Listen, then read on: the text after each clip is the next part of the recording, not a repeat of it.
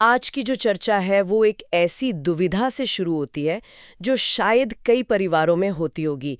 एक बहन है रोमा और वो अपने पति सतीश के रवैये से बहुत ज्यादा परेशान है। हाँ, मतलब जो पति है सतीश, वो सिर्फ नास्तिक नहीं है। नहीं, बिल्कुल नहीं। वो साधु संतों का पूजा पाठ का खुल के मजाक उड़ाता है। और ये बात रोमा को, जो कि बहुत आस्तिक है, हाँ, तकलीफ देती है। बहुत ज्यादा। वो मदद के लिए अपने भाई के पास जाती है, जो इस किताब के लेखक हैं। जी ये एक बहुत ही कह सकते हैं पर्सनल और इमोशनल शुरुआत है। जी। और ये जो कहानी है ये परमहंस योगानंद की किताब ऑटोबायोग्राफी ऑफ अ योगी के 22वें चैप्टर एक पत्थर की मूर्ति का हृदय से ली गई है। और ये सीधे सीधे विश्वास और संदेह की टक्कर है। एक तरफ गहरी आस्था है और दूसरी तरफ वो तर्क जो हर चीज पर सवाल उठाता है। बिल्कुल। और आज हम यही देखने वाले हैं कि क्या एक दिन में, बस कुछ घंटों के अंदर, एक इंसान का नजरिया हमेशा के लिए बदल सकता है। तो एक प्लान बनता है, किसी भी तरह सतीश को दक्षिणेश्वर मंदिर ले जाया जाए, कलकत्ता के पास। और ये कोई ऐसा वैसा मंदिर नहीं है। नहीं, ये महान संत श्री रामकृष्ण परमहंस की साधना स्थली रही है। हाँ, माना जाता है कि उन्हें वहां देवी काली के साक्षात दर्शन हुए थे। उस जगह को बहुत जागृत माना जाता है। तो उस जगह की अपनी एक अलग ऊर्जा है। सवाल बस ये है कि क्या वो ऊर्जा एक पक्के नास्तिक पर असर कर पाएगी। तो प्लान के मुताबिक ये तीनों सुबह सुबह एक घोड़ा गाड़ी में बैठकर दक्षिणेश्वर के लिए निकलते हैं। लेकिन जाहिर है, ऐसे इंसान को मंदिर ले जाना अपने आप में एक चैलेंज है। सफर कैसा रहा इनका? जैसा कि हम सोच सकते हैं, सतीश ने रास्ते भर मजाक उड़ाने का कोई भी मौका नहीं छोड़ा। अच्छा। वो साधुओं के बारे में बहुत भद्दी बातें कहता है, जैसे साधु का तो रूप ही घिनौना होता है, या तो वो कंकाल जैसा पतला होता है या हाथी जैसा मोटा। और उसकी पत्नी रोमा जो साथ बैठी है, वो ये सब सुनकर वो चुपचाप रो रही है। यहाँ पर एक बात मुझे थोड़ी अजीब लगी। जो लेखक हैं यानी रोमा के भाई, वो अपने जीजा के इस मजाक पर गुस्सा नहीं होते। नहीं, वो जोर जोर से हंसने लगते हैं। हाँ, ये कैसी प्रतिक्रिया है? कोई भी अपनी बहन को रोता हुआ देखकर और अपने विश्वास का मजाक बनते देखकर शायद गुस्सा हो जाता। ये बहुत दिलचस्प पॉइंट है। ये कोई आम हंसी नहीं है। ये एक तरह से एक सोची समझी रणनीति है। रणनीति? हाँ, देखिए, सतीश का ये मजाक उड़ाना असल में एक डिफेंस मैकेनिज्म है। मतलब? जब हमारे विचारों को कोई चुनौती देता है तो हम उसे डिफेंड करने के लिए सामने वाले की आस्था का मजाक उड़ाते हैं, उसे छोटा दिखाते हैं। अच्छा। लेखक ये बात समझ रहे हैं। वो जानते हैं कि अगर वो बहस करेंगे तो सतीश और ज्यादा अड़ जाएगा। बिल्कुल।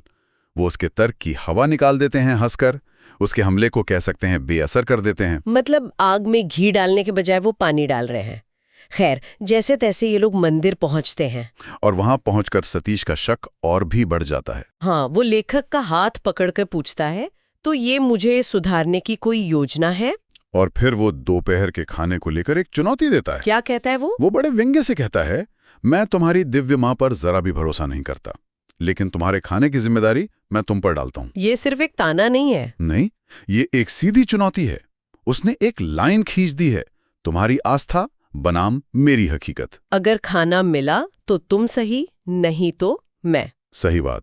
इससे कहानी में तनाव बहुत ज्यादा बढ़ जाता है। इस चुनौती के बाद लेखक अकेले मंदिर के सामने एक बड़े हॉल में ध्यान के लिए बैठ जाते हैं। जी, पद्मासन में, और देवी काली पर अपना ध्यान केंद्रित करते हैं। और ये वही जगह है, वही मूर्ति है जिसके बारे में कहा जाता है कि उसने रामकृष्ण परमहंस को जीवित होकर दर्शन दिए थे। जी। तो लेखक मन ही मन प्रार्थना करते हैं, पत्थर दिल वाली मौन माँ, तुमने अपने प्रिय भक्त रामकृष्ण के कहने पर जीवन धारण किया, तो तुम अपने इस तड़पते हुए बेटे की पुकार क्यों नहीं सुनती? और वो पूरी तरह से ध्यान में डूब जाते हैं।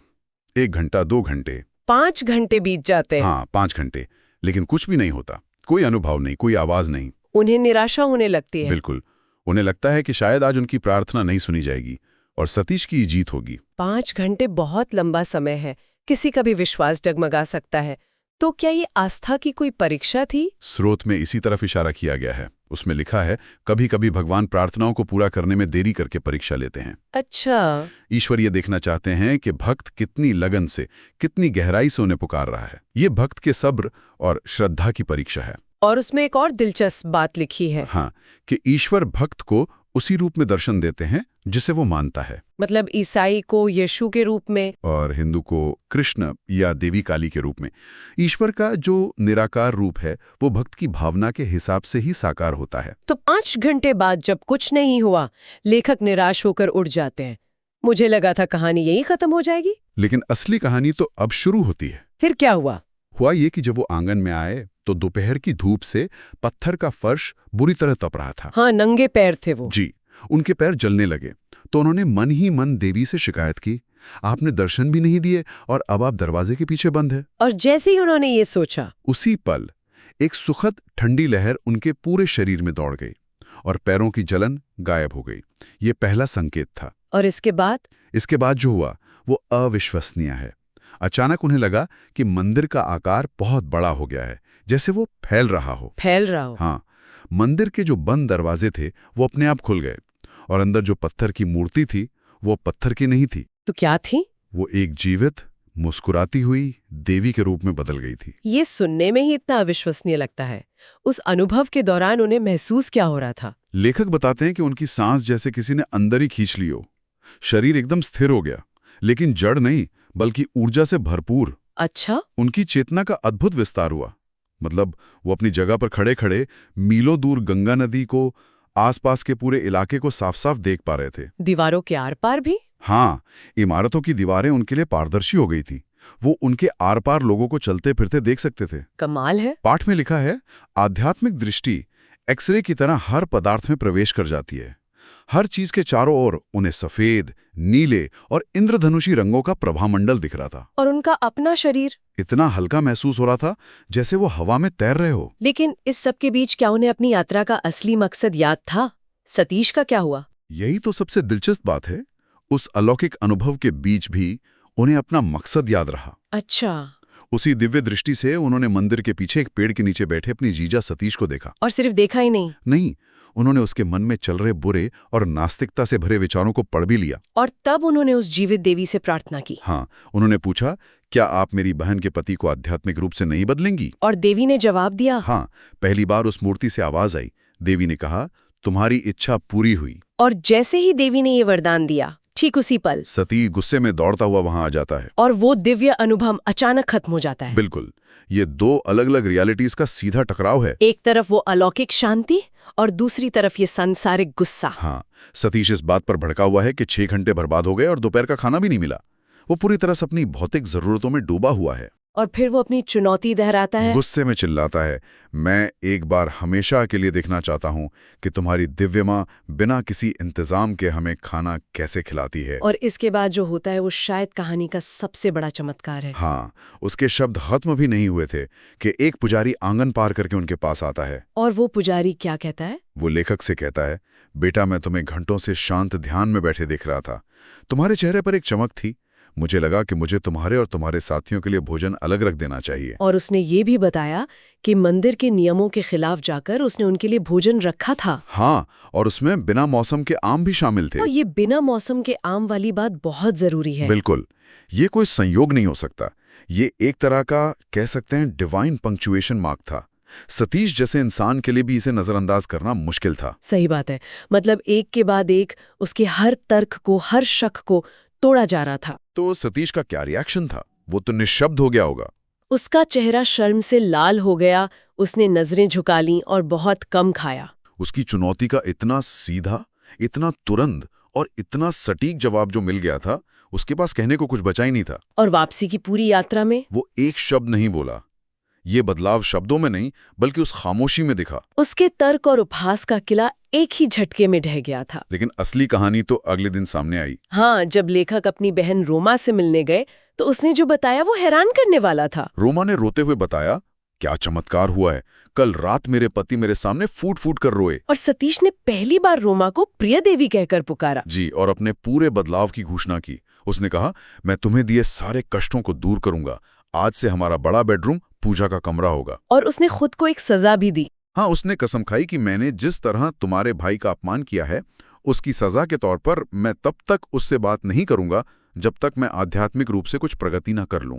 एक ही दिन में इतना बड़ा बदलाव। ये कहानियां खत्म नहीं होती है। नहीं, कई साल बाद लेखक दिल्ली में सतीश से मिलते हैं और वो देखते हैं कि सतीश ने आत्म साक्षात्कार में उच्च विकास कर लिया है। उसे भी दिव्य माँ के दर्शन हो चुके थे। हाँ, वो गंभीर रूप से बीमार था, लेकिन दिन में दफ्तर का काम करता और पूरी रातें ध्यान में बिताता था। और फिर कहानी एक और अजीब मोड़ लेती है, जो रोमा और सतीश की किस्मत के जुड़े होने को दिखाती है। रोमा अपने भाई से एक भविष्यवाणी करती है। वो कहती है, मैं स्वस्थ हूँ और मेरे पति बीमार हैं, फिर भी एक समर्पित हिंदू पत्नी के रूप में मैं उनसे पहले मरूंगी। ये बहुत गहरी बात है। हाँ, ये गहरी सांस्कृतिक और आध्यात्मिक मान्यता को दिखाती है। और हुआ भी ठीक वैसा ही। भविष्यवाणी के लगभग 1 साल बाद रोमा की मृत्यु हो जाती है। उसके भाई विष्णु ने बताया कि अपने अंतिम दिन रोमा ने दुल्हन के कपड़े पहने थे। और जब सतीश ने वजह पूछी तो उसने बस इतना कहा, आज धरती पर आपकी सेवा का मेरा आखिरी दिन है। कुछ देर बाद उसे दिल का दौरा पड़ा और उसने अपने पति के चरणों को पकड़कर पूरी चेतना में और बिना किसी पीड़ा के शरीर छोड़ दिया। ये बहुत ही मार्मिक है। बिल्कुल, उसकी मृत्यु भी उसकी आस्था की तरह ही शांत और समर्पित थी। रोमा की मृत्यु के बाद सतीश पूरी तरह से एकांतवासी हो गए और उनका अंत भी उतना ही रहस्यमयी था। हाँ, एक दिन वो और रोमा का भाई विष्णु रोमा की एक तस्वीर देख रहे थे और अचानक सतीश उस तस्वीर से बात करने लगे, जैसे रोमा वहीं मौजूद हो। उन्होंने कहा, तुम मुस्कुरा क्यों रही हो? तुम मुझसे पहले जाकर बहुत चालाक बनी। मैं साबित कर दूंगा कि तुम मुझसे ज्यादा दिन दूर नहीं रह सकती। मैं जल्दी तुम्हारे पास आऊंगा। और इस अजीब टिप्पणी के कुछ ही समय बाद अच्छी सेहत होने के बावजूद सतीश की भी मृत्यु हो गई। इस तरह एक नास्तिक व्यक्ति मौन संत बन गया और इस पूरे बदलाव की नींव दक्षिणेश्वर मंदिर में बिताए गए उस एक दिन ने रखी थी। और कहानी सिर्फ उसके हृदय परिवर्तन पर खत्म नहीं होती, बल्कि उसे और उसकी पत्नी को उनकी भविष्यवाणियों से भरे अंत तक ले जाती है। बिल्कुल, और ये कहानी आखिर में एक बहुत बड़ा सवाल छोड़ जाती है। हम यहाँ एक शक्तिशाली आध्यात्मिक अनुभव और एक इंसान के जीवन के पूर्ण परिवर्तन के बीच एक सीधा अटूट संबंध देखते हैं। तो सवाल ये उठता है कि किस हद तक एक शक्तिशाली अनुभव, चाहे उसे कोई दिव्य चमत्कार माने या एक गहरा मनोवैज्ञानिक अनुभव, किसी इंसान के मूल विश्वासों और उसके जीवन की पूरी दिशा को हमेशा के लिए बदल सकता है। ये एक ऐसा सवाल है जो हमें विश्वास, अनुभव और मानवीय चेतना की गहराइयों के बारे में सोचने पर मजबूर करता है।